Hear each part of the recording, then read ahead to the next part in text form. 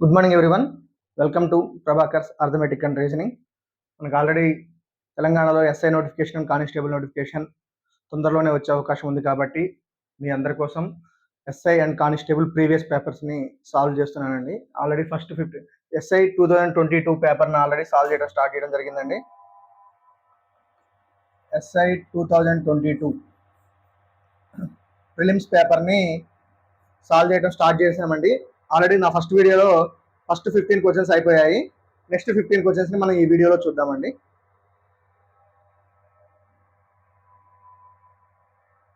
Okay,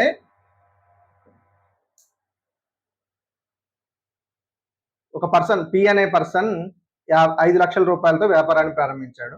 అంటే partnership మీద question ఇచ్చాడు. 3 నెలల తర్వాత 4 లక్షల రూపాయలతో క్యూ అనే మరో వ్యక్తి పితో వ్యాపారంలో చేరాడు. ఫస్ట్ చూద్దాం ఎందుకు చెప్తున్నానంటే, పి అనే వ్యక్తి ఉన్నాడు, క్యూ అనే వ్యక్తి ఉన్నాడు. సో చూడండి, మనకి ఇక్కడ ఆల్రెడీ ఇందులో 5 సున్నాలు ఉన్నాయి. 5 సున్నాలు అనేవి క్యాన్సిల్ చేసుకోవచ్చు. ఏ ప్రాబ్లంలో అయినా సరే అండి, పెట్టుబడిలో క్యాన్సిలేషన్ ఉంటే కనుక ఈజీగా క్యాన్సిల్ చేసేసుకోవచ్చు అండి. ఇంతగానం వాల్యూస్ వేసి మనం టైం వేస్ట్ చేసుకోవాల్సిన అవసరం లేదు. సో పి అనే పర్సన్ ఏం చేశాడు, స్టార్టింగ్ నుంచి ఉన్నాడు కాబట్టి 12 నెలలు ఉంటాడు. క్యూ అనే పర్సన్ 4 రూపీస్తో 3 నెలల తర్వాత జాయిన్ అయ్యాడు కాబట్టి 9 నెలలే ఉంటాడు. సో 60:36 అంటే 12 5లు 12 3లు. సో P/Q ఏ రేషియోలో పెట్టుబడి పెట్టారండి? 5:3 నిష్పత్తిలో పెట్టుబడి పెట్టారు కాబట్టి లాభాలను కూడా 5:3 నిష్పత్తిలోనే పంచుకోవాలి. క్వశ్చన్ ఏమి ఇచ్చాడో చూద్దాం. సంవత్సరాంతంలో మొత్తం లాభం నుండి వ్యాపారాన్ని నిర్వహించినందుకు గాను లాభంలో 20%తో కలుపుకొని మొత్తంగా 50,000 రూపాయలని క్యూ పొందాడు. ఓకే, మొత్తం లాభం ఇవ్వలేదండి, క్యూ పొందిన లాభం ఇచ్చాడు. అయినా పి పొందిన లాభం ఎంతో కనుక్కోమన్నాడు. క్యూ ఏం చేశాడు, బిజినెస్ నడిపినందుకు గాను 20% తీసుకున్నాడు. ఈ విధమైన క్వశ్చన్స్ వచ్చినప్పుడు మీకు ఒక అద్భుతమైన షార్ట్ కట్ చెప్తానండి. దాని తర్వాత బేసిక్ మెథడ్ ఏంటో కూడా చెప్తాను. ఓకే, అద్భుతమైన షార్ట్ కట్ ఏంటంటే మీకు, సో ఇక్కడ 5:3 ఉంది కాబట్టి దాన్ని 50:30 అనుకోండి. ఎందుకు అనుకోవాలో కూడా మీకు ఎక్స్ప్లెయిన్ చేస్తాను. క్యూ అనే వ్యక్తి ఏమన్నాడు, బిజినెస్ నిర్వహించినందుకు గాను 20% లాభంలో వాటా పొందుతాడు అన్నాడు. అంటే క్యూకి 20% వస్తుంది అంటే పీకి రావట్లేదనే కదా. సో అది పీలోంచి 20% తీసేయాలి. ఇది టెక్నిక్, గుర్తుపెట్టుకోండి. ఎవరైతే బిజినెస్ నిర్వహించినందుకు అమౌంట్ తీసుకుంటున్నారో 20% కానీ 10% కానీ, అది ఎవరైతే తీసుకోరో వాళ్ళ దాంట్లోంచి తీసేసి తీసుకున్న వాళ్ళ దాంట్లో కలపాలంతే. ఓకే, 50లో 20% అంటే ఎంత అండి? 10 అంటే ఈ 10 ఇక్కడ తీసేయాలి, ఈ 10 ఇక్కడ యాడ్ చేయాలి. 30కి 10 యాడ్ చేస్తే ఎంత అండి? 40. 50లోంచి 10 తీసేస్తే ఎంత అండి? 40. సో P/Q ఏ రేషియోలో ఉన్నారండి?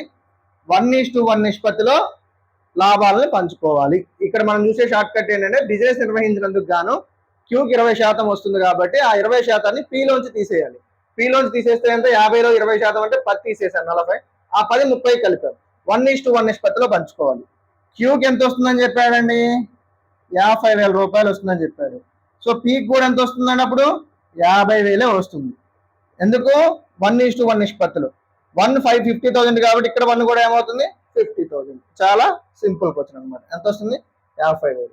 ఇలా కాదు సార్, మాకు బేసిక్ మెథడ్ కావాలి అంటే మీకోసం బేసిక్ కూడా చెప్తాను. బేసిక్ ఏంటంటే, ప్రాఫిట్ ఎంతో అసలు ఇవ్వలేదు, మొత్తం ప్రాఫిట్ లాభం ఎంతో ఇవ్వలేదు. లాభాన్ని 100x అనుకున్నాం. ఇలా వచ్చినప్పుడు లాభం ఇవ్వనప్పుడు 100x అనుకోండి, ఎందుకంటే పర్సంటేజెస్ లో ఈజీగా ఉంటుంది కాబట్టి. అందులో బిజినెస్ నిర్వహించినందుకు క్యూకి ఎంత వస్తుందండి? 20%. అంటే ఎంత? 20x క్యూకి ఆల్రెడీ వస్తుంది స్టార్టింగ్. పెట్టుబడి పెట్టినందుకు ఎంత వస్తుందో కూడా చూసుకోవాలి. ఇంకా రిమైనింగ్ ఎంత?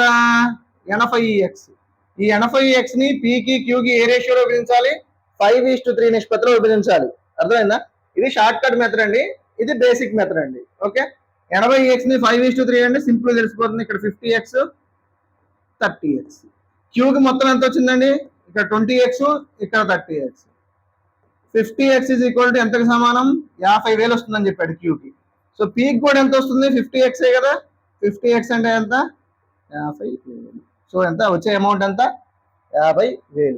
ఈ విధంగా అయినా చేయొచ్చు, లేదా ఇప్పుడు చెప్పిన షార్ట్ కట్ అయినా చేయొచ్చు. ఈ 2 మెథడ్స్ లో ఏదైనా ఉపయోగించవచ్చు. ఓకేనండి.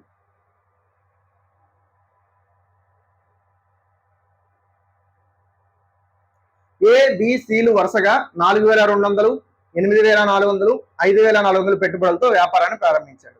సంవత్సరాంతంలో వారికి 6,000 రూపాయల లాభం వచ్చింది. ఓకే, బాగానే ఉంది. వారి లాభాలను వ్యాపారంలో తిరిగి పెట్టుబడిగా పెట్టారు. తదుపరి సంవత్సరంలో వారు పొందే లాభాల నిష్పత్తి ఒకసారి గుర్తుపెట్టుకోండి. వన్స్ ఒకసారి బిజినెస్ చేయడం స్టార్ట్ చేసిన తర్వాత వాళ్ళకి ఏ నిష్పత్తిలో అయితే పెట్టుబడులు పెట్టారో లాభాలు కూడా అదే నిష్పత్తిలో వస్తాయి. మళ్ళీ ఆ లాభాలను మళ్ళీ పెట్టుబడి పెట్టినా మళ్ళీ ఎన్నిసార్లు, ఒక 100 సార్లు పెట్టుబడి పెట్టండి, 200 సార్లు పెట్టుబడి పెట్టండి, అదే నిష్పత్తిలో లాభాలు వస్తాయి. మళ్ళీ అదే నిష్పత్తిలో పెట్టుబడులు పెడుతున్నారు, మళ్ళీ లాభాలు కూడా మళ్ళీ ఏమైతే అదే నిష్పత్తిలో. సో ఇక్కడ ఈ 6,000 అమౌంట్ తో మనకి అవసరం లేదు. ఈ రేషియోలో ఈ పెట్టుబడులు పెట్టారు కాబట్టి ఎన్నిసార్లు వాళ్ళు ఆ పెట్టుబడులు పెట్టినా లాభాలు కూడా అదే నిష్పత్తిలో వస్తాయి అన్నమాట. ఆల్రెడీ జీరోస్ క్యాన్సిల్ చేసుకుంటే 42:84:54. సిక్స్త్ టేబుల్ తీసుకుంటే 6 7 జార్ 6 14 జార్ 6 9. ఏ రేషియో అని చాలా సింపుల్ బిట్. 7:14:9.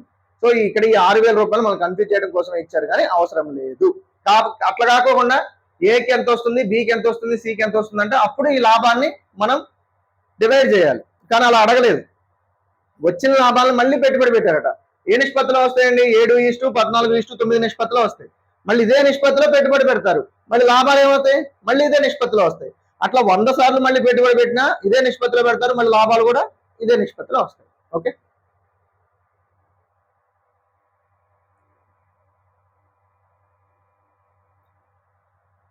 210 మీటర్లు ఇంటూ 120 మీటర్లు కొలత కాక దీర్ఘచతురస్రాకారం. అవి కొలతలండి. దాని మీనింగ్ ఏంటంటే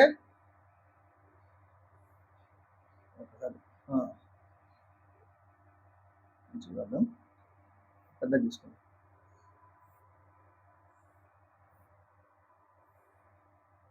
ఇది 210 మీటర్లు, ఇది 120 మీటర్లు.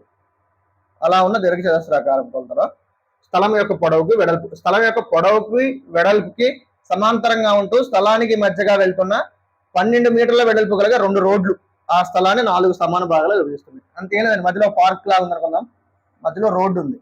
ఆ రోడ్డు వెడల్పు ఏంటి? పొడవుకి సమాంతరంగా ఉంది, వెడల్పుకి సమాంతరంగా ఉంది. దీన్ని ఎంత ఇచ్చాడండి? ఇది 12 మీటర్స్ ఇచ్చాడు. ఇది కూడా 12 మీటర్స్.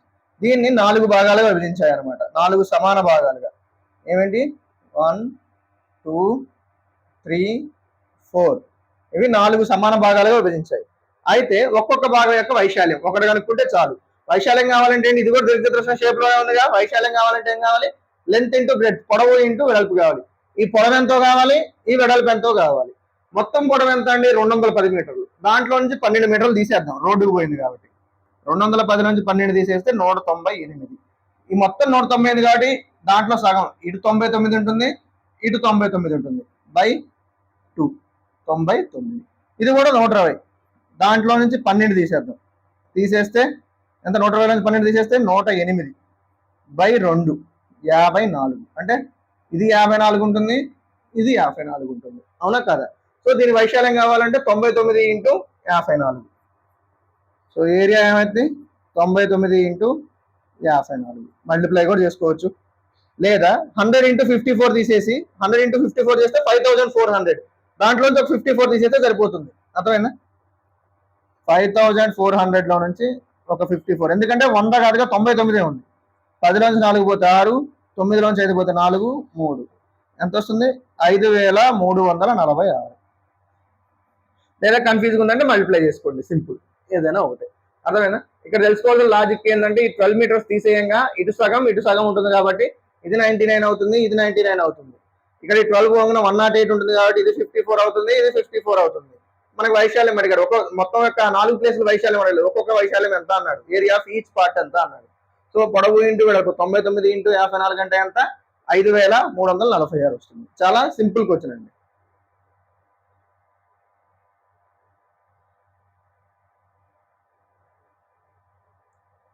ఒక చతురస్రం యొక్క భుజం మరియు కర్ణముల పొడవులు 2 అసమాన వృత్తాల వ్యాసార్థాలకు సమానమైతే చిన్న వృత్తం మరియు పెద్ద వృత్తాల వైశాల్యాల నిష్పత్తి ఏంటి? ఇక్కడ ఒక చతురస్రం యొక్క భుజం ఉంది, కర్ణం ఉంది. ఫర్ ఎగ్జాంపుల్ భుజం, చతురస్రం భుజము కర్ణము ఆల్వేస్ ఏ నిష్పత్తిలో ఉంటాయంటే 1:√2 నిష్పత్తిలో ఉంటాయి. అర్థమైనా? ఇది గుర్తుపెట్టుకోవాలి. చతురస్రం యొక్క భుజం కర్ణం. ఎందుకు? ఇది చతురస్రం తీసుకుంటే ఇది కర్ణం, ఇది ఏ అయితే ఇది ఏమవుతుంది? √2a అవుతుంది. అంటే చతురస్రం యొక్క భుజము మరియు కర్ణాలు ఏ నిష్పత్తిలో ఉంటాయండి? 1:√2 నిష్పత్తిలో ఉంటాయి. అవి వ్యాసార్థాలుగా కలిగిన అంటే వ్యాసాలు ఉన్నాయి అనమాట. వ్యాసము 1:2 నిష్పత్తిలో ఉంటే గుర్తుపెట్టుకోండి, వ్యాసాలు 1:√2 నిష్పత్తిలో ఉంటే వ్యాసార్థాలు కూడా 1:2 నిష్పత్తిలోనే ఉంటాయి. అర్థమైందా? సో వ్యాసం అంటే ఏంటండి? రేడియస్ అంటే ఎగ్జాంపుల్ డి, diameter is equal to 2 radius. అర్థమైందా? సో వ్యాసము 1:2 నిష్పత్తిలో ఉంటే వ్యాసార్థాలు కూడా 1:2 నిష్పత్తిలోనే ఉంటాయి. అర్థమైందా? వైశాల్యాలు ఏ నిష్పత్తిలో ఉంటాయి అంటే వీటికి స్క్వేర్ నిష్పత్తిలో ఉంటాయి. వైశాల్యాలు ఏ నిష్పత్తిలో ఉంటాయి? వీటికి స్క్వేర్ నిష్పత్తిలో ఉంటాయి. సో అప్పుడు ఏమవుతుంది? 1:2. వ్యాసాలు ఏ నిష్పత్తిలో ఉంటాయి? ఫర్ ఎగ్జాంపుల్ 2 వృత్తాల యొక్క వ్యాసాలు 10, 8 అనుకున్నాం అనుకోండి. ఏ నిష్పత్తిలో ఉన్నాయి? 5:4 నిష్పత్తిలో ఉన్నాయి. అర్థమైందా? వ్యాసార్థాలు ఏమైతే వ్యాసం 10 కాబట్టి వ్యాసార్థం 5, వ్యాసం 8 కాబట్టి వ్యాసార్థం ఎంత? 4. సో ఆ నిష్పత్తిలో ఉన్నాయా లేవా? మళ్ళీ 5:4 నిష్పత్తిలో ఉన్నాయా లేవా? వ్యాసాలు ఏ నిష్పత్తిలో ఉంటే వ్యాసార్థాలు కూడా అదే నిష్పత్తిలో ఉంటాయి. వ్యాసార్థాలు ఏ నిష్పత్తిలో ఉంటాయో వైశాల్యాలు మాత్రం వాటికి స్క్వేర్స్. అర్థమైందా? ఫర్ ఎగ్జాంపుల్ వైశాల్యాలు 10:9 నిష్పత్తిలో ఉంటే వాటి యొక్క వ్యాసార్థాలు 10:9 నిష్పత్తిలో ఉంటే వైశాల్యాలు 100:81 నిష్పత్తిలో ఉంటాయి. వాటి యొక్క స్క్వేర్ 1:√2 నిష్పత్తిలో ఉన్నాయి కాబట్టి వైశాల్యాలు ఏ నిష్పత్తిలో ఉంటాయి? 1:2 నిష్పత్తిలో ఉంటాయి. అర్థమైందా? చాలా సింపుల్ క్వశ్చన్.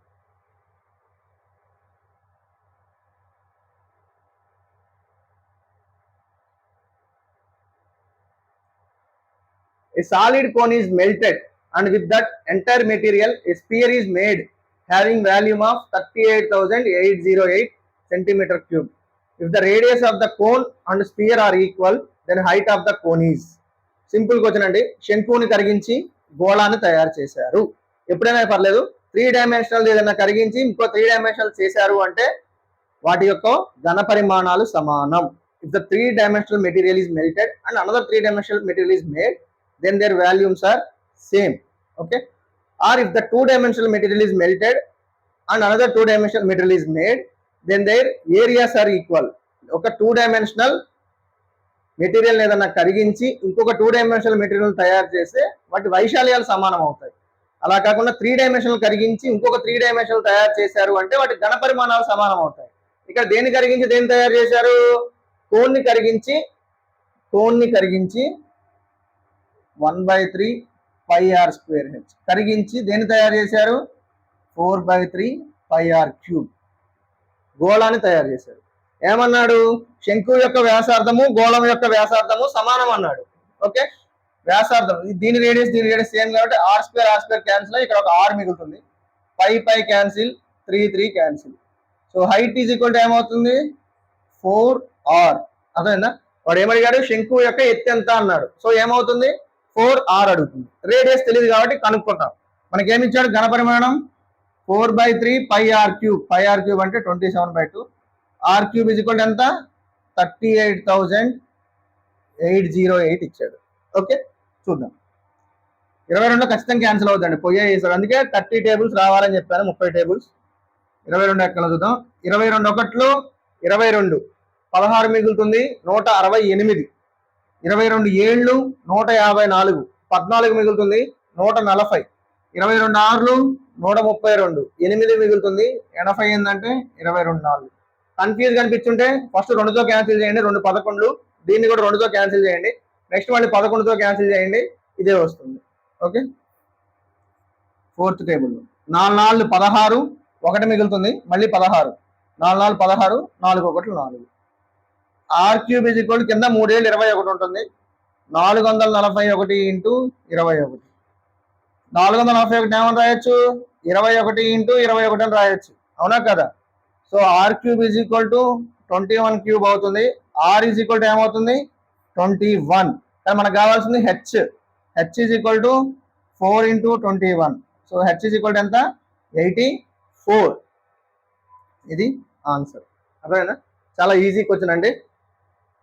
సో దీన్ని ఇంకో విధంగా కూడా చేయొచ్చు అండి. మీకు ఇక్కడ నుంచే h is equal to 4r అనే విధంగా ట్రై చేయొచ్చు. ఓకేనా?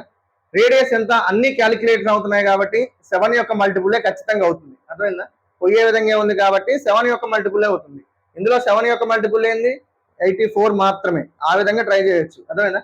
ఇక్కడ 7తో మల్టిప్లై అయ్యే విధంగా ఉంది కాబట్టి రేడియస్ అది వాల్యూమ్, ఖచ్చితంగా రేడియస్ కూడా ఏమవుతుంది 7తో పోయే విధంగా ఉంటుంది అనమాట. ఓకే, ఆ విధంగా చేయాలి.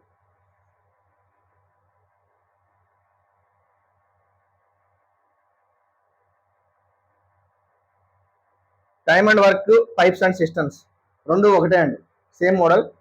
పైప్ ఏ ఏం చేస్తుందట 30 నిమిషాల్లో ఒక ట్యాంక్ నింపుతుంది. పైప్ బి ఏం చేస్తుందట 45 మినిట్స్లో నింపుతుంది. పైప్ సి ఏం చేస్తుందట 15 నిమిషాల్లో ఖాళీ చేస్తుంది. 15 నిమిషాల్లో ఖాళీ చేస్తుంది. ఎల్సిఎం వెంటనే 90 అని మనకు వచ్చేయాలి. ఎందుకు ఈ మూడిట్లో పెద్ద నెంబర్ 45. 45 ఒకటి 45, 15లో పోతుంది కానీ 30లో పోదు. 45 రెండు 90, 30లో పోతుంది, 45లో పోతుంది, 15లో పోతుంది. సో అదే ఎల్సిఎం. వెంటనే వాళ్ళ యొక్క ఎఫిషియన్సీ కనుక్కోవాలి. గంటకి 3 యూనిట్లు, నిమిషానికి 3 యూనిట్లు నింపుతుంది, నిమిషానికి 2 యూనిట్లు నింపుతుంది, కానీ నిమిషానికి 6 యూనిట్లు ఖాళీ చేస్తుంది. ఏమైంది సి అనే పైప్ ఏం చేస్తుందట ఖాళీ చేస్తుంది అన్నాడు. సో మనకి ఎఫిషియన్సీ తెలిసిపోయింది. మొత్తం ఏం కావాలి 90 యూనిట్స్ ఉంది ట్యాంక్ కెపాసిటీ, దాన్ని నింపాలి. ఏమిచ్చాడు మొదట 15 నిమిషాల వరకు ఏ బిలను తెరిచి ఉంచారు. ఏ బిలను తెరిచి ఉంచారు అంటే ఏ ప్లస్ బి. నిమిషానికి ఎంత 3 + 2 5 యూనిట్లు నింపుతుంది నిమిషానికి. అలాంటిది 15 నిమిషాలు తీసించారు కాబట్టి 15 × 5 ఎంత 75 యూనిట్లు నింపుతుంది. అర్థమైందా? ఏది 15 నిమిషాలకి. కానీ తర్వాత ఏమైంది సిని కూడా తెరిచారు. సిని తెరిచేసరికి మూడింటిని తెరిచారండి. ఏ ప్లస్ బి ప్లస్ సి 3 తెరిచున్నాయి. నిమిషానికి ఏమైంది 3 + 2 నింపితే 6 ఖాళీ చేస్తుంది. 5 - 6 అంటే -1. మైనస్ మీన్స్ ఖాళీ చేస్తుంది అని. అంటే మూడింటిని తెరిచి ఉంచడం ద్వారా నిమిషానికి 1 యూనిట్ ఖాళీ అవుతుంది. ఎందుకు 5 యూనిట్లు నింపుతుంది, 6 యూనిట్లు ఖాళీ చేస్తుంది కాబట్టి నిమిషానికి 1 యూనిట్ ఖాళీ అవుతుంది. మొత్తం 75 యూనిట్లు ఉంది. 75 యూనిట్లు ఖాళీ కావడానికి ఎన్ని నిమిషాలు పడుతుందండి 75 నిమిషాలు పడుతుంది. సో మూడో పైప్ తెరిచిన తర్వాత నిండటం కాదు, ఖాళీ అవడం స్టార్ట్ అవుతుంది. అప్పటి నుండి ట్యాంక్ ఖాళీ కావడానికి కావాల్సిన సమయం అన్నాడు. నిమిషానికి 1 యూనిట్ ఖాళీ అవుతుంది. అప్పటి వరకు 75 యూనిట్లు నిండి ఉంది కాబట్టి అది ఖాళీ కావడానికి ఎంత టైం పడుతుంది 75 నిమిషాలు పడుతుంది. సింపుల్ క్వశ్చన్ అండి. దీన్ని మీకు ఎలాబొరేట్ చేశాను కానీ మీకు అలవాటు అయిపోతే ఫాస్ట్ చేసేయచ్చు. ఎల్సిఎం 90. ఓకే, మొదటి 15 నిమిషాలు ఏబి తెరుచున్నది. ఏది 3, బీది 2, 3 2 5, 5 15 ఎంత 75 యూనిట్లు నిండింది. తర్వాత సి కూడా దించారు. సి దించిన తర్వాత 3 2 5, 5లోంచి 6 పోతే 1 యూనిట్ ఖాళీ అవుతుంది. అప్పటి వరకు 75 యూనిట్లు నిండి ఉంది కాబట్టి ఒక్కొక్క యూనిట్ 1 నిమిషానికి 1 యూనిట్ ఖాళీ అవుతుంది కాబట్టి 75 నిమిషాలు పడుతుంది ఖాళీ కావడానికి. Simple question. ఓకే,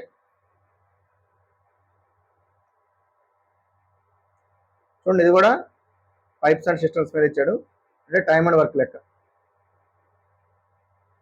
160 యూనిట్ల సామర్థ్యం గల తొట్టిని ఏ మరియు బి గొట్టాలు కలిసి 4 గంటల్లో 72 యూనిట్లు నింపుతాయి. ఏ మరియు బి కలిసి 4 గంటల్లో 72 నింపుతాయంటే గంటకి ఎంత నింపుతాయండి 18 యూనిట్లు నింపుతాయి గంటకి. మొత్తం కెపాసిటీ 160 యూనిట్స్ ట్యాంక్ కెపాసిటీ. అందులో ఏ మరియు బి కలిపి ఎన్ని యూనిట్లు నింపుతున్నాయని 18 యూనిట్లు నింపుతాయి. ఏ ఒక్కటే తొట్టిని 25 గంటల్లో నింపగలదు. ఏ ఒక్కటే తొట్టిని 20 గంటల్లో. మొత్తం ఎంత 160 యూనిట్స్. 20 గంటలు పట్టిందంటే గంటకి ఎంత పడుతుంది 8 యూనిట్స్. మొత్తం కెపాసిటీ 160 యూనిట్లు. ఏ ఒక్కటే 20 గంటల్లో నింపింది అంటే గంటకి ఎంత నింపింది 8 యూనిట్స్ నింపగలిగింది. ఓకే, దీని మీనింగ్ ఏంటి ఏ ప్లస్ బి 18 యూనిట్లు, ఏ 8 యూనిట్స్ కాబట్టి బి ఎన్ని యూనిట్స్ గంటకి 10 యూనిట్స్ నింపగలిగింది. Simple question. అలాంటిది బి ఒక్కటే తొట్టి నింపడానికి ఎంత టైం పడుతుంది అన్నాడు. మొత్తం కెపాసిటీ ఎంత తొట్టే 160, బి గంటకి ఎంత నింపింది 10. సో ఎంత కడుతుందండి 16 గంటలు. ఎంత టైం పడుతుంది 16 అవర్స్. తెలుగులో చెప్పడానికి కారణం ఎక్కువ పోర్షన్ ఏంటంటే చాలా వరకు తెలుగు మీడియం స్టూడెంట్సే ఉంటారండి. అందుకే మధ్య మధ్యలో క్వశ్చన్ కూడా ఇంగ్లీష్లో ఉంటుంది, మధ్య మధ్యలో ఇంగ్లీష్ వర్డ్స్ కూడా చెప్తున్నారు. మ్యాక్సిమం తెలుగులో వాడడానికి కారణం ఏంటంటే ఇంగ్లీష్ మీడియం స్టూడెంట్స్ కూడా తెలుగు అర్థం చేసుకోగలుగుతారు. కానీ తెలుగు మీడియం స్టూడెంట్స్ కంప్లీట్ ఇంగ్లీష్లో చెప్తే అర్థం చేసుకోవడం కొంచెం కష్టం అవుతుంది కాబట్టి. ఓకే, టైమ్ అండ్ డిస్టెన్స్ అండి. ఒక 1 మినిట్ బ్రేక్ తీసుకోండి.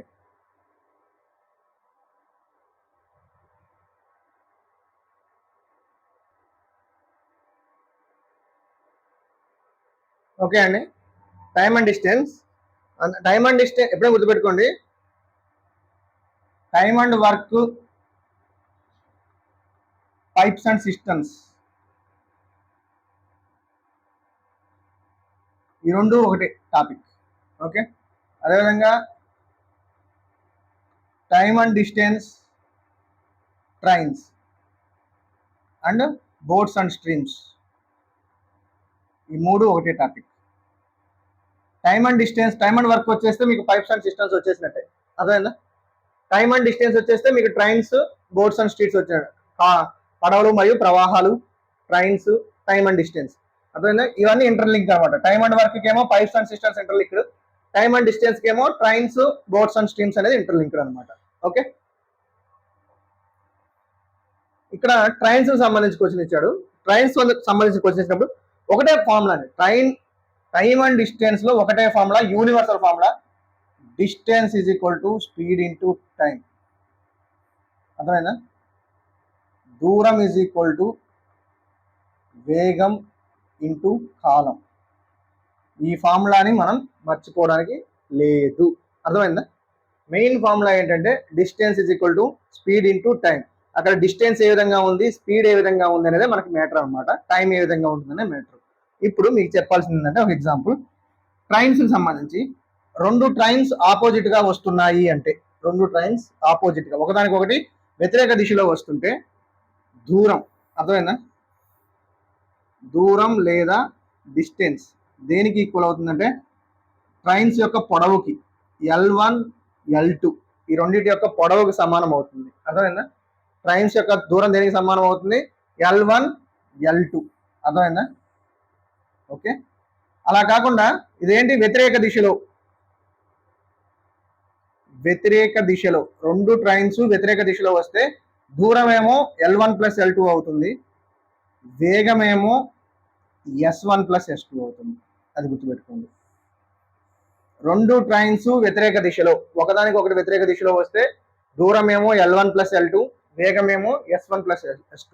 L1 + L2 అంటే ఒకటేమో వేగంగా వెళ్లే రైలు, ఒకటేమో చిన్నగా వెళ్లే రైలు. రెండు రైల్స్ ఉంటాయి ఇక్కడ, రెండు రైల్స్ ఉన్నాయి. రెండింటి యొక్క వేగం సేమ్ కాదు కదా, ఒకటేమో గంటకి 120 కిలోమీటర్ల వేగంతో వెళ్తుంది, ఇంకొకటేమో 108 కిలోమీటర్ల వేగంతో వెళ్తుంది.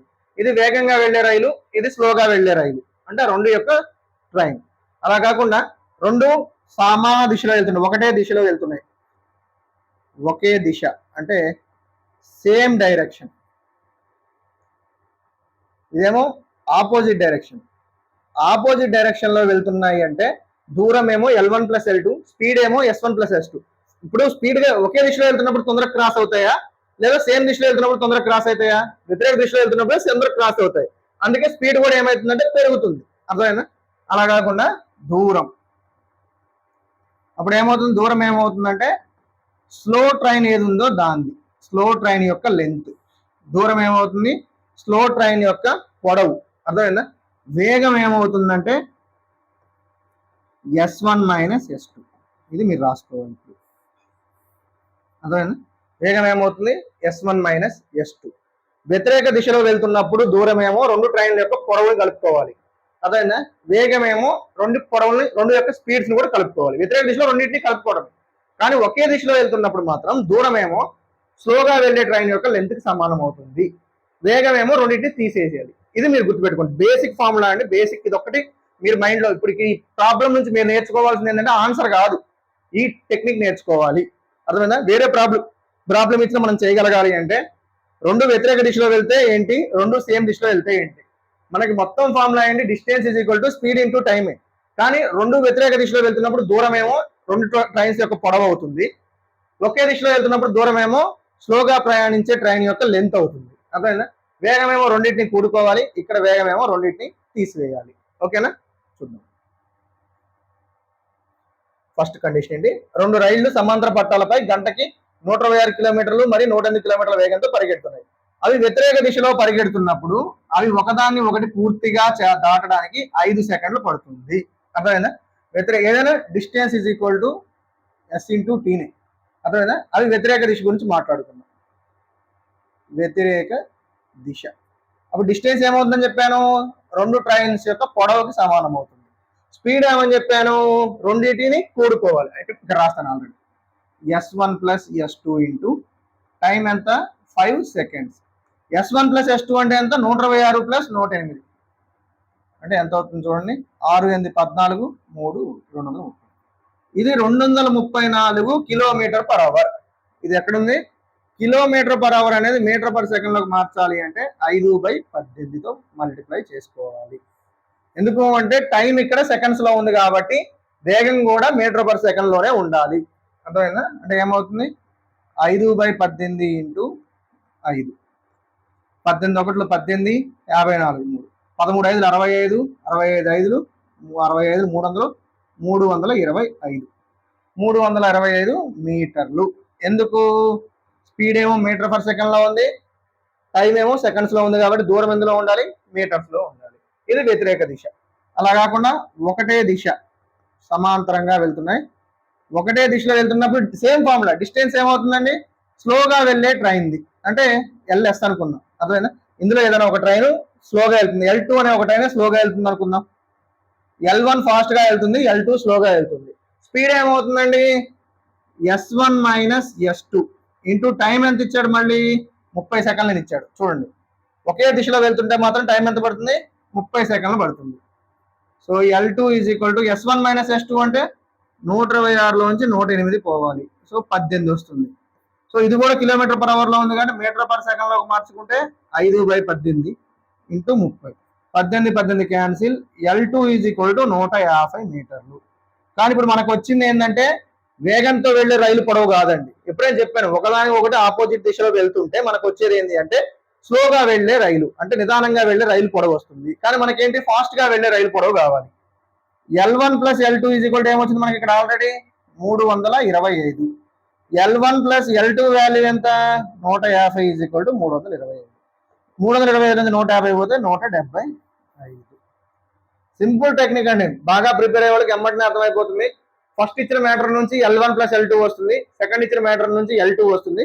సింపుల్ గా L1 కనుక్కోవడం అంతే. చాలా ఈజీ క్వశ్చన్ అండి. అర్థమైందా? మీకు అర్థం కావడం కోసం ఎలాబరేట్ చేసి చెప్పాను. ప్రిపరేషన్ లో ఉన్న వాళ్ళకి చాలా ఈజీ.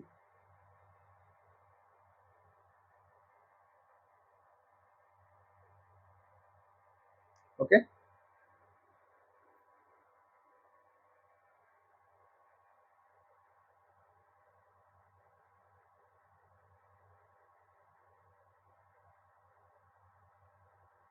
సేమ్ ఇది కూడా అంతే. ఒకే దిశ వ్యతిరేక దిశ అనే టాపిక్స్ వచ్చినప్పుడు మనం చూద్దాం.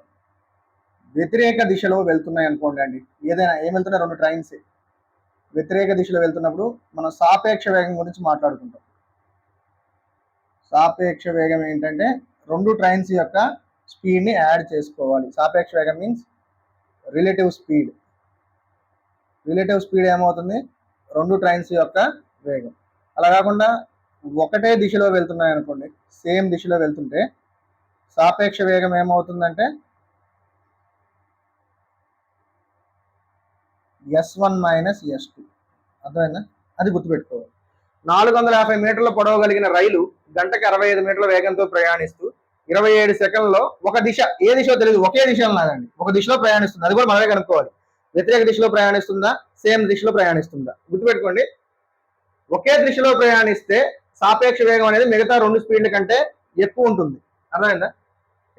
వ్యతిరేక దిశలో ప్రయాణిస్తే. ఒకటే దిశలో ప్రయాణిస్తే మాత్రం సాపేక్ష వేగం మాత్రం తక్కువ ఉంటుంది అనమాట. స్పీడ్ గా వెళ్ళేదానికంటే తక్కువ ఉంటుంది. సరే, అది కూడా చెప్తాను, చూద్దాం. ఓకే, ఇక్కడ ఏమిచ్చాడు?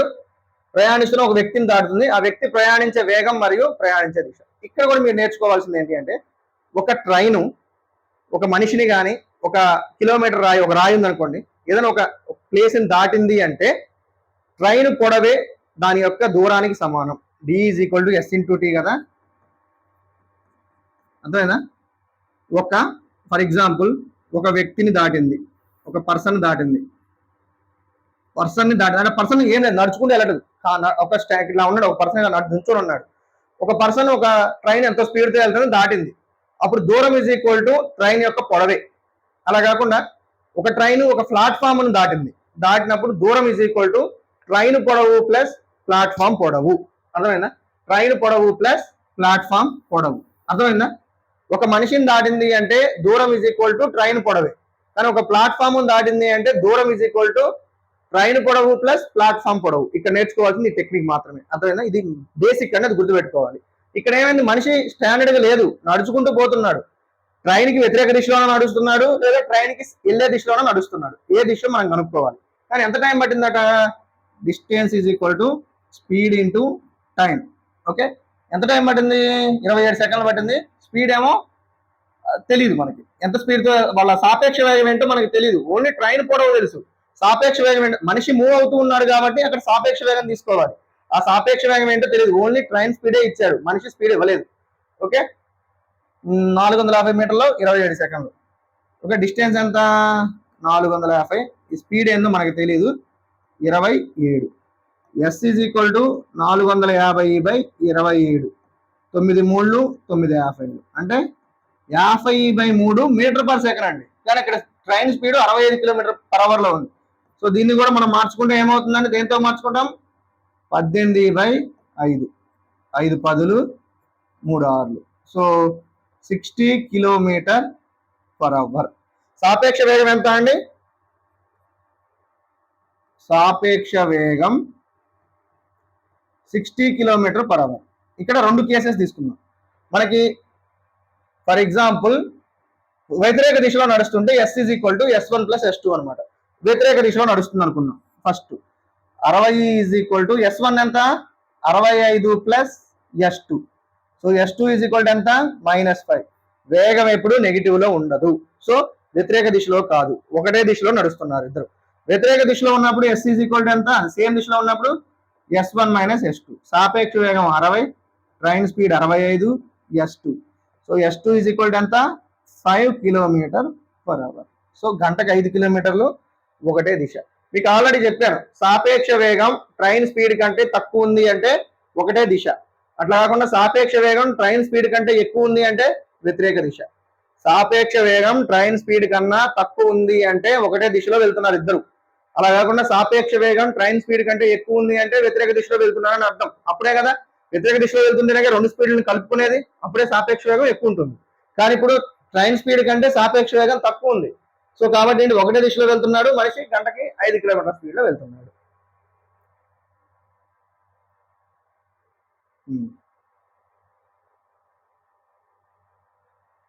ఒక్కొక్కటి 4096 ఘనప సెంటీమీటర్ల ఘనపరిమాణం కలిగిన 2 ఘనాలను కలిపి, అంటే ఒక 2 క్యూబ్స్ ఉన్నాయి, ఇదొక క్యూబ్ ఇదొక క్యూబ్, రెండింటిని ఒకదాని మీద ఒకటి పెడితే, 2 ఘనాలను ఒకదాని మీద ఒకటి పెడితే ఫామ్ అయ్యేది దీర్ఘఘనం. ఘనం అంటే ఏంటి? అన్ని సైడ్లు సమానంగా ఉండాలి, అర్థమైందా?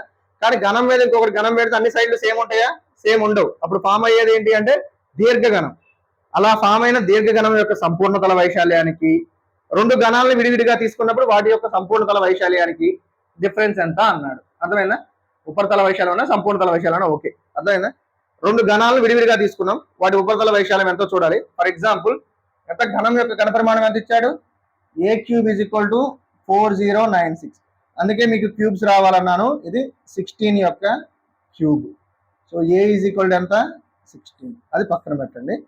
ఘనం యొక్క సంపూర్ణతల వైశాల్యం ఆరు ఉపరితల వైశాల్యానికి ఫార్ములా ఏంటి అంటే 6a². ఏమవుతుంది? Total surface area TSA 6a². అక్కడ 2 ఘనాలు ఉన్నాయి కాబట్టి 2 × 6a², 12a². ఇది 2 ఘనాల యొక్క సంపూర్ణతల వైశాల్యం. అలా కాకుండా 2 ఘనాలని ఒకదాని మీద ఒకటి ఫామ్ చేస్తే ఏం ఫామ్ అవుతుంది? దీర్ఘఘనం ఫామ్ అవుతుంది. దీర్ఘఘనం యొక్క సంపూర్ణతల వైశాల్యానికి ఫార్ములా ఏంటంటే 2 × LB + BH + HL. ఒక్కొక్క సైడ్ 16 అండి, కానీ పొడవు ఇక్కడ ఇటు పక్క వెడల్పు 16 అవుతుంది, కానీ హైట్ మాత్రం ఏమవుతుంది? 32 అవుతుంది. ఎందుకు? ఒకదాని మీద ఒకటి పెట్టాం కాబట్టి. అంటే హైట్ ఒకటి మారుతుంది, లెంత్ బ్రెడ్త్ సేమే. ఇక్కడ ఏముంటుంది? లెంత్ 16 ఉంటుంది, బ్రెడ్త్ 16 ఉంటుంది, కానీ హైట్ మాత్రం ఏమవుతుందంటే 32 అవుతుంది. ఎందుకు? ఒకదాని మీద ఒకటి పెట్టడం వల్ల హైట్ 16 కాస్త ఏమవుతుంది?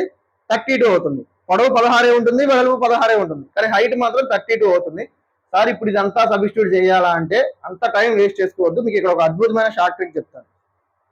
ఇప్పుడే మన అజంప్షన్ పవర్కి పని చెప్పాలండి. సంపూర్ణతల వైశాల్యం అంటే ఘనం. ఘనానికి ఏంటండి? మొత్తం 6 ప్లేస్లు 6 సైడ్లు ఉంటాయి. పైన ఉంటుంది, పైన కింద ఉంటుంది, రైట్ లెఫ్ట్ ఉంటుంది, ఫ్రంట్ బ్యాక్ ఉంటుంది. అర్థమైనా? ఇంట్లో ఏదైనా ఒక క్యూబ్ తీసుకోండి, క్యూబ్కి పైన కింద రైట్ లెఫ్ట్ ఫ్రంట్ బ్యాక్ మొత్తం అన్ని 6 సైడ్స్ ఉంటాయి కాబట్టి 6a² అనే ఫార్ములా వచ్చింది. ఒక్కొక్క సైడ్ యొక్క ఏరియా ఎంత అంటే A². 6 సైడ్లు ఉంటాయి కాబట్టి 6a² వచ్చింది. ఇక్కడ ఒక గణం ఉంది, ఇక్కడ ఒక గణం ఉంది. 6a² ఏమవుతుంది?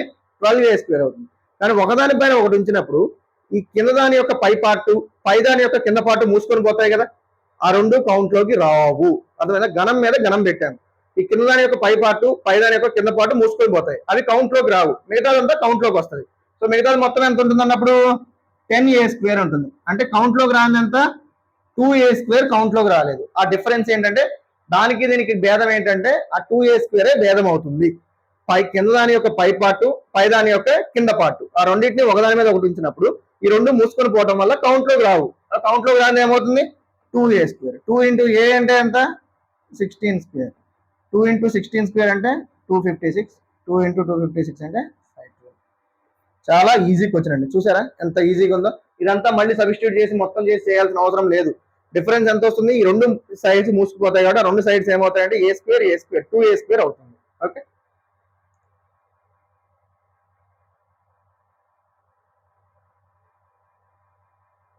మిక్చర్ అండ్ ఎలిగేషన్ లేదా మిక్చర్స్.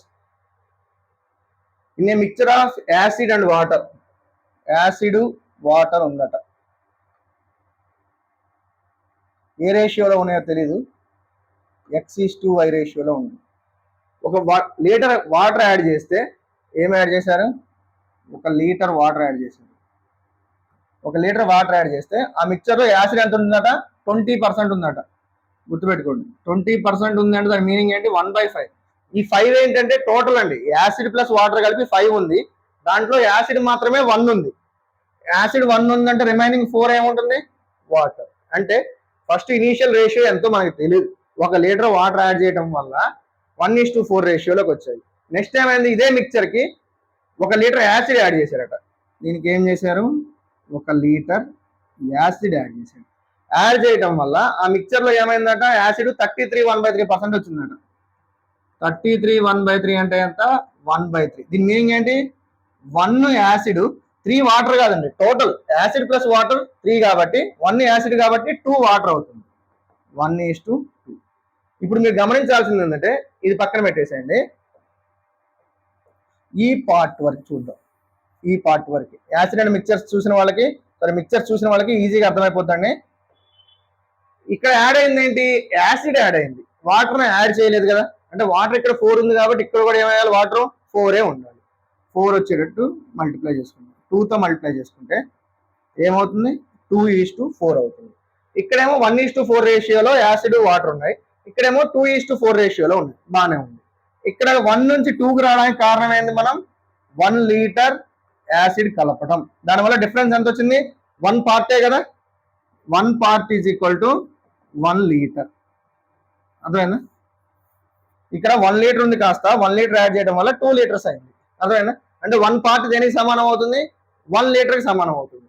అంటే ఇక్కడ 1 లీటర్ వాటర్ కలపక ముందు ఇప్పుడు ఎన్ని పార్ట్స్ ఉంటాయండి? ఇక్కడ 3 parts ఉంటాయి, అంతే కదా. 1 part ఎంతకు సమానమైంది? 1 లీటర్కి సమానమైంది. ఇక్కడ 4 పార్ట్లు వాటర్ ఉంది. 1 లీటర్ వాటర్ యాడ్ ముందు 3 పార్ట్లు ఉండేది. ఇక్కడ ఎంత ఉండేది? ఇది 1 part ఉండేది. 1:3 అంటే ఏ రేషియో అండి? 1:3 అంటే 1 టోటల్ ఎంత ఉన్నట్టు? 4 × 100. 4 1 = 4, 25. ఇనీషియల్ గా యాసిడ్ పర్సంటేజ్ ఎంత అంటే 25%. అర్థమైందా?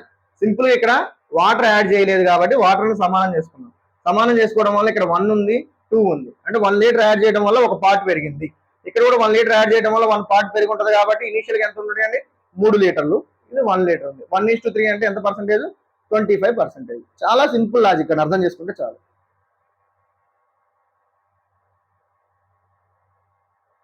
బోట్స్ అండ్ స్ట్రీమ్స్ అంటే పడవలు, ప్రవాహాలు. బోటు ప్రవాహానికి వ్యతిరేక దిశలో నడుస్తుంది అనుకోండి, మనకి ఇటు ప్రవాహం ఎట్లా వస్తుంది, బోట్ ఇట్లా వస్తుంది. సో బోట్ వేగం తగ్గుద్ది కదా ఖచ్చితంగా. అప్పుడు ఏమంటామంటే అప్ స్ట్రీమ్ అంటాం. అంటే ప్రవాహానికి వ్యతిరేక దిశలో నడిస్తే అప్ స్ట్రీమ్. అప్ స్ట్రీమ్ యొక్క వేగం ఏమైందంటే u = బోట్ స్పీడ్. u అంటే ఏంటంటే వ్యతిరేక దిశలో, వ్యతిరేక దిశ.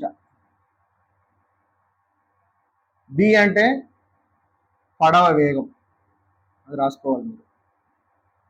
s అంటే ప్రవాహ వేగం, అంటే ఇది వ్యతిరేక దిశలో పడవ వేగం. వ్యతిరేక దిశలో పడవ వేగం. ఇది బి అనేది ఏంటంటే నిశ్చల నీటిలో పడవ వేగం. బి అంటే ఏంటంటే నిశ్చల నీటిలో పడవ వేగం. ఎస్ అంటే ప్రవాహ వేగం. ఒకవేళ బోట్ అనేది ప్రవాహంతో పాటే నడుస్తుంది, డౌన్ స్ట్రీమ్ అంటాం, అప్పుడు బోట్ యొక్క వేగం యాడ్ అవుతుంది. డి అంటే ఏంటంటే ప్రవాహ దిశలో పడవ వేగం. మీ అందరికీ తెలిసినవి అండి, కానీ క్లాస్ వింటున్నారు కాబట్టి అందరికి అర్థం కావడం కోసం చెప్తున్నాను. ప్రవాహ దిశలో పడవ వేగం. మళ్ళీ బిఎస్ సేమే, ఏం లేదండి, ప్రవాహంతో పాటు వెళ్తున్నాం అనుకోండి బోట్ స్పీడ్ పెరిగిద్ది, సింపుల్. ప్రవాహానికి వ్యతిరేకంగా వెళ్తున్నాం అనుకోండి బోట్ స్పీడ్ తగ్గుద్ది. ఎంత తగ్గుద్ది అంటే ప్రవాహ వేగం ఎంత ఉందో అంత తగ్గుద్ది. ఎంత పెరుగుద్ది అంటే ప్రవాహ వేగం ఎంత ఉందో అంత పెరుగుద్ది. చాలా సింపుల్ క్వశ్చన్ అండి. అదే టెర్మినాలజీ. యు అంటే ఏంటి అంటే వ్యతిరేక దిశలో పడవ వేగం. బి అంటే నిశ్చల నీటిలో పడవ వేగం. ఎస్ అంటే ప్రవాహ వేగం. డి అంటే ప్రవాహ దిశలో పడవ వేగం. Simple topic. మీరు రెండు రాసుకోవాలంటే u is equal to b minus s, d is equal to b plus s. అది గుర్తుపెట్టుకోవాలి. The speed of a motor boat in still water. నిశ్చల నీటిలో దాని వేగం ఎంత? 50 kilometre per hour. Okay. If the motor boat travels 60 kilometre against the stream in 1 hour 30 minutes. ఎప్పుడైనా same formula అండి. ఇక్కడ స్మాల్ డి తీసుకుందాం. D is equal to S into T. ఎందుకంటే ఈడీకి కన్ఫ్యూజ్ కాకూడదని. దూరం ఈజ్ ఈక్వల్ టు కాలం into వేగం. ఇది బేసిక్ ఫార్ములా. ఎప్పుడైనా ఈ ఫార్ములాని మనం మార్చలేము. దూరం ఈజ్ ఈక్వల్ టు కాలం ఇంటూ వేగం. ఓకే.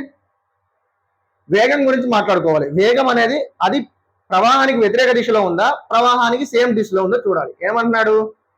గంటకి ప్రవాహానికి ఎదురుగా వెళ్తున్నప్పుడు 60 కిలోమీటర్లు ప్రయాణించడానికి 1:30 పట్టిందట. అర్థమైందా?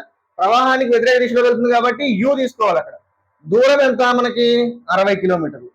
60 ఈజ్ ఈక్వల్ టు ప్రవాహానికి వ్యతిరేక దిశలో వెళ్తుంది కాబట్టి యూ తీసుకోవాలి.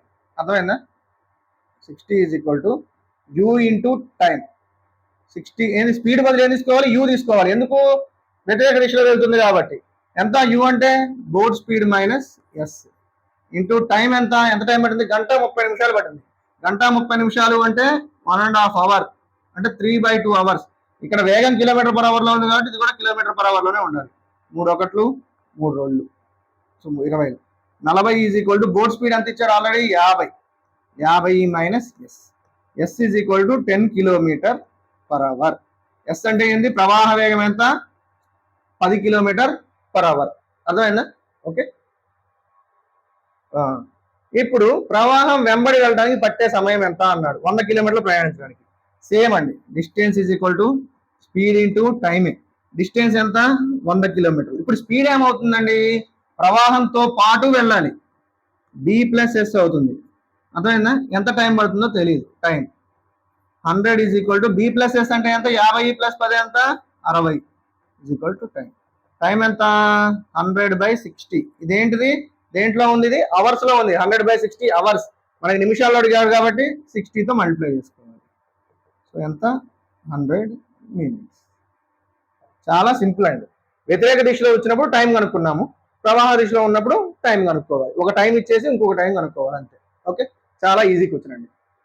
సింపుల్. మనకు తెలియాల్సింది మొత్తం మీద distance is equal to speed into టైమే. వ్యతిరేక దిశలో వెళ్తుంది కాబట్టి డిస్టెన్స్ ఎంత? 60 ఇచ్చాడు. స్పీడ్ ఏమవుతుంది? Boat speed minus stream speed. ఇక్కడ boat speed plus stream speed.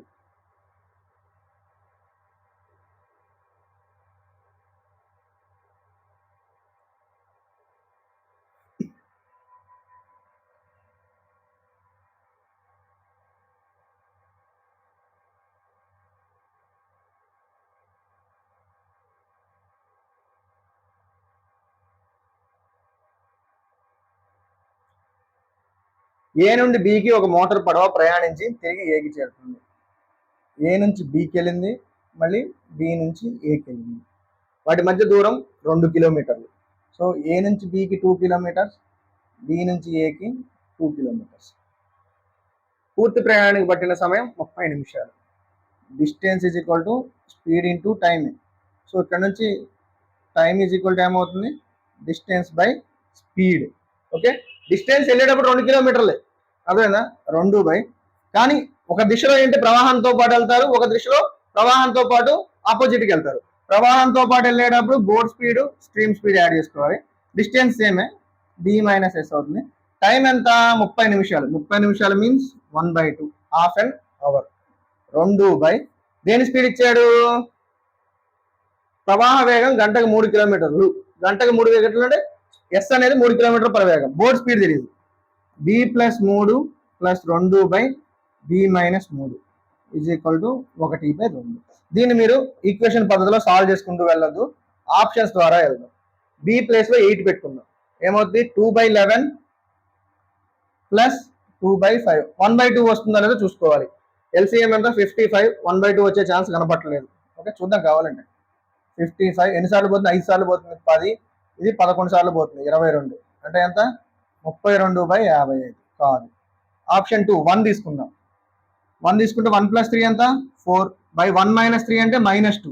2/-2 అంటే -1 అవుతుంది. 1/2 - 1 అంటే -1/2 అవుతుంది. కానీ మనకి ఇక్కడ రావాల్సింది +1/2. 9 తీసుకుందాం.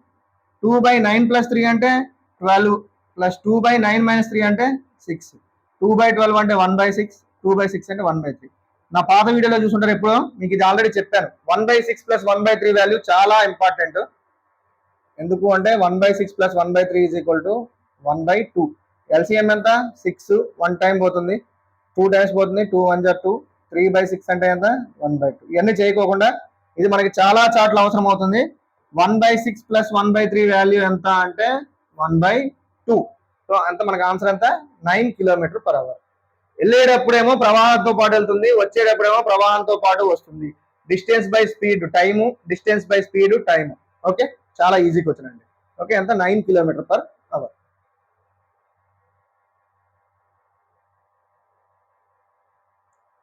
1 minute 2 క్వశ్చన్స్ ఉన్నాయండి. ఒక 1 minute బ్రేక్ తీసుకోండి.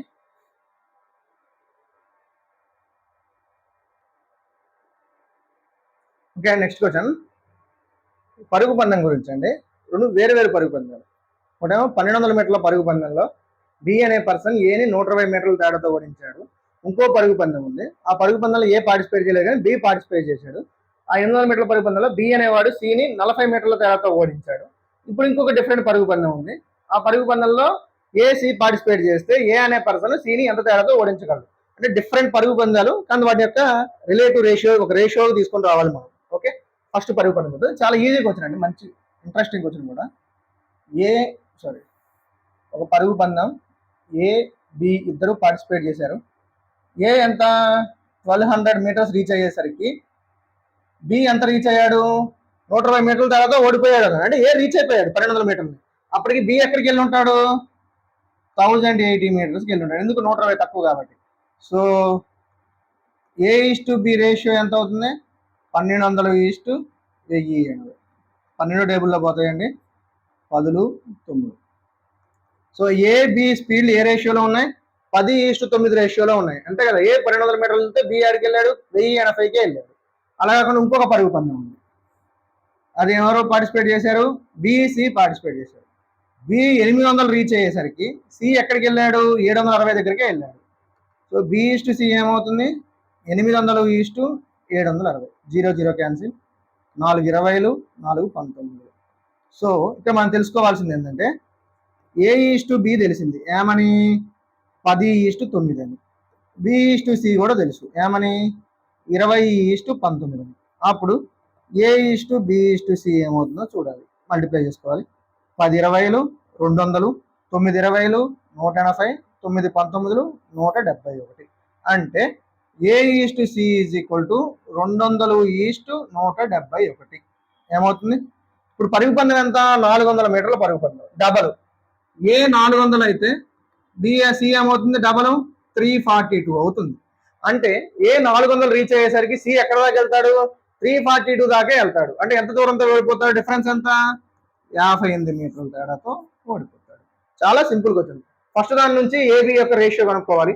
సెకండ్ దాని నుంచి బిసి రేషియో కనుక్కోవాలి. మూడింటిని కనుక్కుంటే ఏసీ రేషియో వస్తుంది 200:171 కాబట్టి 400 ఏమవుతుంది? 342 అవుతుంది.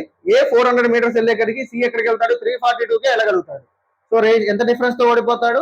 58 మీటర్ల తేడాతో ఓడిపోతాడు. సింపుల్ క్వశ్చన్ అండి. ఈ మోడల్ ఏ విధంగా వచ్చినా ఈ విధంగా రేషియోస్ కనుక్కొని మిగతా రేషియో కనుక్కొని చేయాలి. ఓకే ఓకే ఈరోజు లాస్ట్ క్వశ్చన్ అండి. ఒక 3 వెస్సెల్స్ ఉన్నాయి, అందులో 3 సిరప్ వాటర్ మిక్స్ చేసి ఉన్నాయి. ఏ అనే ఒక వెస్సెల్ ఉంది, బి అనే ఒక వెస్సెల్ ఉంది, సి అనే ఒక వెస్సెల్ ఉంది. దాంట్లో సిరప్ వాటర్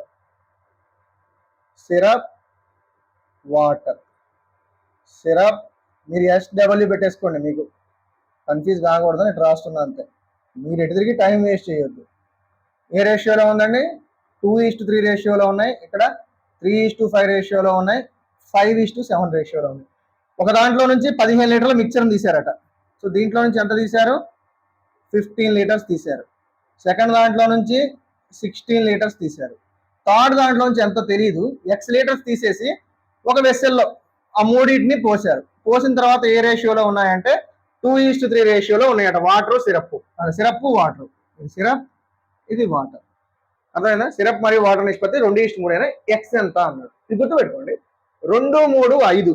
అందుకే 5తో పోయే ఒక నెంబర్నే తీయగలిగారు 15 అని. 3, 5, 8. 8తో పోయే ఒక నెంబర్నే తీయగలిగారు, ఎందుకంటే పాయింట్స్ ఏమీ రాలేదు మనకి. 5, 7, 12. 12లో పోయే ఒక నెంబర్ అయి ఉండాలి కదా ఖచ్చితంగా. ఏమవుతుంది ఖచ్చితంగా? 24. మిగతాది ఏదన్నా పోతుందా? అసలు మీరు ఇంకా నెక్స్ట్ చేసే పనే లేదు. అర్థమైందా? సార్ ఒక 12లో పోయే ఆప్షన్ ఇంకా వేరే ఇస్తే ఎట్లా సార్ అంటే మాక్సిమం ఇవ్వడు, ఎందుకంటే మనకు టెక్నిక్ ఆలోచించే విధంగా క్వశ్చన్స్ ఇస్తాడు. అర్థమైందా? లేదు సార్ అయినా ఇచ్చారు, మీరు ఏదో తప్పించుకోవాలని చేస్తున్నారు అంటే ఎలా చేయాలో చెప్తా చూడండి. 15 లీటర్లు ఉందండి, మొత్తం 2, 3, 5, మొత్తం ఎంత? ఒక్కొక్క పార్ట్ 3 లీటర్స్ అన్నట్టు. ఒక పార్ట్ ఎంత? 3 లీటర్స్. అంటే సిరప్ ఏమో 6 లీటర్స్ బయటకు వచ్చింది, వాటర్ ఏమో 9 లీటర్స్ బయటకు వచ్చింది. 3, 5, 8, ఒక్కొక్క పార్ట్ 2 లీటర్స్. అంటే ఇక్కడ కూడా సిరప్ ఏమో 2, 3, 6 లీటర్లు బయటకు వచ్చింది. ఓకే, వాటర్ ఏమో ఎంత? 2, 5, 10 లీటర్లు బయటకు వచ్చింది. ఓకే, మొత్తాన్ని తీసుకొచ్చి దీంట్లో పోసాం. ఇక్కడ ఏమైంది? 12 లీటర్లు సిరప్ అయింది. ఓకే, ప్లస్ దీంట్లో నుంచి ఎంత తీస్తామో తెలియదు, 5x అనుకున్నాం, ఎందుకంటే 5 మల్టిపుల్గా సిరప్ తీసేది 5x. వాటర్ ఎంత ఉంది? 9 + 10 19. ఎంత తీస్తాము? 7x తీస్తాం. కలపంగా ఫైనల్ గా సిరప్ వాటర్ ఏ రేషియోలో ఉన్నాయండి? 2/3. ఇక్కడ నుంచేమో సిరప్ 6, 6, 12 లీటర్లు, 9, 10, 19 లీటర్లు బయటకు వచ్చింది. దీంట్లో నుంచి ఎంతో మనకు తెలియదు కాబట్టి 5x 7x క్రాస్ మల్టిప్లై చేసుకుంటే మొత్తం ఎంత? 12x. బయటకు తీసేది ఎంత? మొత్తం 12x. క్రాస్ మల్టిప్లై చేసుకుంటే 3 12 36, 3 5 15x, 2 19 38, 2 14x. x ఏమవుతుంది? 2 అవుతుంది. ప్లస్ 14 అవతలకు వస్తే -14 అవుతుంది, ప్లస్ 30 అవతలకు వెళ్తే -30. x 2 కాబట్టి మొత్తం ఎంత బయటకు తీసాము? 12 రోజులు 24 లీటర్లు బయటకు తీసారు. అదే ఆన్సర్. చూసారా? చేయకుండా ఇంక డైరెక్ట్ చెప్పచ్చు 12లో పోయే నెంబర్ అది ఒకటే కాబట్టి అని. అది మనకి ఆ టైంకి స్ట్రైక్ అవ్వాలి. ఎప్పుడు స్ట్రైక్ అవుతుందంటే లాట్ ఆఫ్ ప్రాక్టీస్. ఈ క్వశ్చన్ ఇప్పుడు చూసారు కాబట్టి మైండ్ లో ఉండదు. ఇంకో 2 క్వశ్చన్స్ ఇలాంటివి మీరు ఎక్కువ క్వశ్చన్స్ ప్రాక్టీస్ చేస్తుంటే మనకి ఏమి వేల టైప్స్ క్వశ్చన్స్ ఉండవండి. ఉంటే ప్రతి టాపిక్ నుంచి 10 మోడల్స్ 10 మోడల్స్ ఉంటాయి మాక్సిమం, అంతే. సో మనం ప్రాక్టీస్ అవ్వగా ఆ మోడల్స్ లోనే క్వశ్చన్స్ అటు ఇటు రిపీట్ అవుతాయి తప్ప ఏదో ఎక్కడి నుంచో రావండి క్వశ్చన్స్ అన్ని. అవే అక్కడలేవే కొంచెం తిప్పి అడుగుతాడు. ఫస్ట్ 2 3 ఎంత అంటాడు, నెక్స్ట్ 3 రోజులు ఎంత అంటాడు, అంతే. అరే నేను ఓన్లీ 2 3 చదివాను, 3 రోజులు చదవలేదు అంటే అది మనం మూర్ఖత్వం అండి. 2 3 చదివాము అంటే 3 రోజులు కూడా మనం క్యాచ్ చేసే విధంగా మనం బ్రెయిన్ అనేది తయారవ్వాలి. ఎప్పుడు తయారవుతుంది అంటే మనం ఎక్కువ ప్రాక్టీస్ చేస్తేనే. Always practice practice practice. Practice makes man perfect. So app మన వీడియో డిస్క్రిప్షన్ లో నా యాప్ లింక్ ఉందండి. ప్రతి టాపిక్ ని బేసిక్ నుంచి ఎక్స్ప్లెయిన్ చేయడం జరిగింది. సో ఎవరైతే నెక్స్ట్ వచ్చే ఎగ్జామ్స్ ప్రిపేర్ అవ్వాలనుకుంటున్నారో వాళ్ళ యాప్ డౌన్లోడ్ చేసుకొని కోర్స్ తీసుకోండి. చాలా యూస్ఫుల్ అవుతుంది మీ అందరికీ. ఓకే అండి, ఆల్ ద బెస్ట్.